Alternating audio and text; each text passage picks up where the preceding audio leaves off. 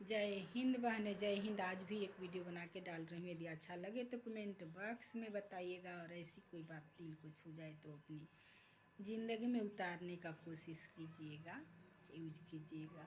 ऐसे में जो अपने ज़िंदगी में यूज करती हूँ, इस्तेमाल करती हूँ, उससे जो अनुभव होता है वही मैं यहाँ पे शेयर किया करती हूँ।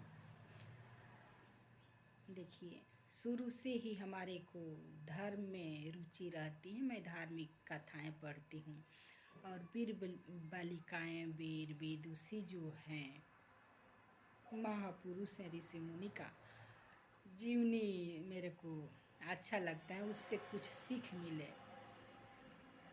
कुछ अच्छा सीख मिले, कुछ करने की हिम्मत मिले, जो आत्मशक्ति को बढ़ाता है। वैसे ही कथा, कविताएं और रियल ज़िंदगी में ऐसे जो घटित होती हैं, वो देखने सुनने का मन करता है। शुरू से यही हमारा भाव है, यही हमारे मन में सदैव रहता है। अभी आधुनिक युग में जो पिक्चर वगैरह देखती, वैसे ही मेरे को अच्छा लगता है। धार्मिक दृष्टि से जो अच्छा रहता है, धर्म से जुड़ा हुआ रहता है। धर्म क्या होता है? धर्म यही होता है जो कठिन से कठिन पर स्थिति से गुजरने वाली जो नर नारी होते हैं, उनकी मेरे को सुनने और देखने में अच्छा लगता है, और वैसे ही मैं अपनी ज़िंदगी में उतारा करती हूँ। तो आज मैं पद्म पुराण का एक रामायण से जुड़ी हुई कथा सुना रही हूँ। इसको तो मैं बार बार पढ़ती हूँ, सुनती भी हूँ, और अपनी ज़िंदगी में उसको निचोड़ निकालती हूँ, उसको ढूंढती हूँ क्या हमारे अपनी ज़िंदगी में ऐसी स्थिति आ रही है, गुजर रही हैं। तो ये ढूंढना, अपने आप को समझना, अपने आप के विषय में सोचना और अपने जीवन में उतारना, ये मेरे को अच्छा लगता है, सबसे अच्छा लगता है।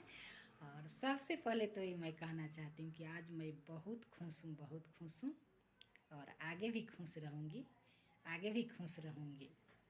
भगवान की कृपा है, और हमारी मेहनत और लगन का फल है जो हमारे को आज भोगने को मिल रहा है, और आगे भी मिलेगा, आगे भी मिलेगा। देखिए, तो उसमें अपने कर्म से जुड़ी हुई एक गाथा है जिसको सुना रही हूँ। सुख और सुखी दो पक्षी थी, जो जनक नगरी में जा पहुँची वाल्मीकि जी के आश्रम में। राम के महाकाव्य को, राम की कथा को सुनी हुई थी, और उनको कंठ से याद हो गया था। जिनको धर्म में रुचि होता है, उनको उसी प्रकार का कथा कहानी अच्छा लगता है। तो वो राम के इतिहास, जी राम के जीवनी के विषय में वो सुने हुए थे, तो कथा वहाँ जाकर कह रही थी। जैसे राम चाहते हैं वैसे होता है। तो वहाँ पे जाके कह रही थी, सीता जी ने जब बाहर निकली तो उनको ये बात अच्छी लगी और सुनने लगी, पूरा सुनी। उसके बाद जैसे हो सका उस दोनों पक्षियों को पकड़वाई, और उनसे पूछने लगी, राम कौन है। राम के विषय में बहुत कुछ मतलब पूछी। जैसे जैसे वो बताते गए, पक्षी बताते गए, तो फिर उनके उन अपने मुँह बस उनको अच्छा लग रहा था उनके विषय में। तो बोली कि पुनः पुनः हम यानी बार बार इस कथा को सुनूंगी, और आप यहाँ रह के सुनाइए, आपको कोई तकलीफ़ नहीं होगा। तो फिर वो बताई कि उनके जो नर पक्षी थे, वो बताए कि नहीं, हम खुला आकाश में रहते हैं, खुला वातावरण में रहते हैं, यहाँ बंधन में हम नहीं रह सकते हैं, हमारे को जाने दीजिए। ये गर्भिणी हैं, ये गर्भ से हैं, बच्चा देने के बाद हम इनको लेकर आऊँगा, और आप इनको रख लीजिएगा। तो सीता जी ने नहीं मानी, वो बोली कि नहीं, मैं नहीं जाने दूंगी, मेरे को अच्छा लग रहा है इनकी कथा, यहीं पे रहेगी। तो उनके पति ने, नर पक्षी जो थे, बहुत अनुनय विनय किया, उनसे हाथ जोड़कर प्रार्थना भी की कि इनको जाने दीजिए, पर सीता जी ने जाने नहीं दिया। तो नर पक्षी ने चला गया। फिर पति वियोग में वो मादा पक्षी थी, वो प्राण त्याग दी। प्राण त्यागने से पहले वो सीता जी को बताई कि देखिए मेरे को छोड़ दीजिए, नहीं तो मैं श्राप दे दूँगी। तो सीता जी को ये बात स्थिति के अनुसार होता चला जाता है, चाहे किसी ने कैसे भी प्रयास कर ले, जैसे भगवान लिख रखे हैं वैसे ही होता चला जाता है। फिर भी हमारे को अपने कर्म को अच्छा ढंग से जैसे समझ में आए उससे अपने ज़िंदगी में कार्य करना चाहिए। तो मरने से पहले वो मादा पक्षी ने उनको शाप दे दिया कि जैसे मैं गर्भावस्था में पति वियोग में तड़प तड़प कर मर रही हूँ और पति वियोग में जैसे तड़प रही हूँ वैसे तू ही इसी अवस्था में एक रोज़ तड़पोगी, एक रोज़ तड़पोगी। समय के अनुसार जब समय आएगा तब तू भी तड़पेगी। और वो नर पक्षी भी शाप दे दिया कि मैं आपकी शादीशुदा ज़िंदगी में वैसा जन्म लेकर मैं ही दोनों का अलग करने का साजिश रचूँगा, मैं ही रचूँगा। ऐसे कह के दोनों मर गए। फिर समयानुसार शादी वगैरह हो गई सीता की।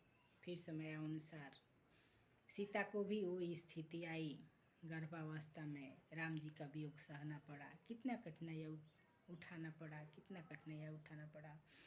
तो अपने कर्म का फल हमें वो माँ लक्ष्मी थी, फिर भी अपने कर्म का फल उनको भोगना पड़ा। और मोह बस अपने स्वार्थ बस वो पक्षी को नहीं छोड़ी। तो पक्षी ने शाप दे दी। तो आज की रियल ज़िंदगी में भी ऐसी ही होती है, हमारे को वैसा ही होता है।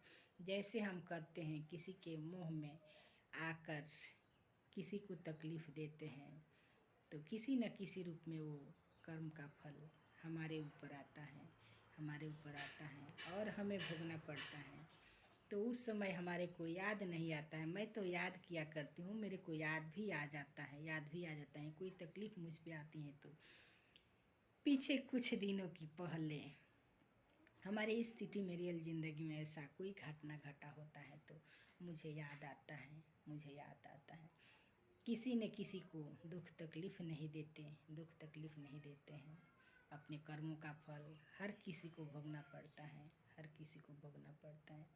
जैसे यही देख लीजिए, पद्म पुराण में लिखा हुआ है। ऐसे जो कथावाचक हैं, महापुरुष, विदुषी लड़कियां, महिलाएं जो कहा करती हैं, बार बार इस कथा को कहती हैं, तो अपने कर्म का फल माता सीता जी को भी भोगना पड़ा। तो हम किस खेत की मूली हैं, हमें भी भोगना पड़ेगा। हम जैसे करेंगे वैसे भोगना पड़ेगा। तो हम अपनी ज़िंदगी में अच्छे कार्य करें और अपने कर्म को भी ध्यान दें। कैसे हमें जीना है, कैसे रहना है, किसी को तकलीफ़ तो नहीं हो रहा है। और किसी को तकलीफ़ भी दे, किसी ने किसी को तकलीफ़ दे रहे हैं तो वहाँ पे तकलीफ़ दें, उनको समझाना चाहिए, बताना चाहिए। यदि नहीं समझे तो फिर उनको जैसे हो सके समझाइए, नहीं तो उनसे थोड़ा दूरी बना लीजिए। अपने कर्मों का फल हर किसी को भोगना पड़ता है। जो अच्छे करेंगे उनको भी भोगना पड़ेगा और जो सही करेंगे उनको भी भोगना पड़ेगा। जय हिंद बहन, जय हिंद।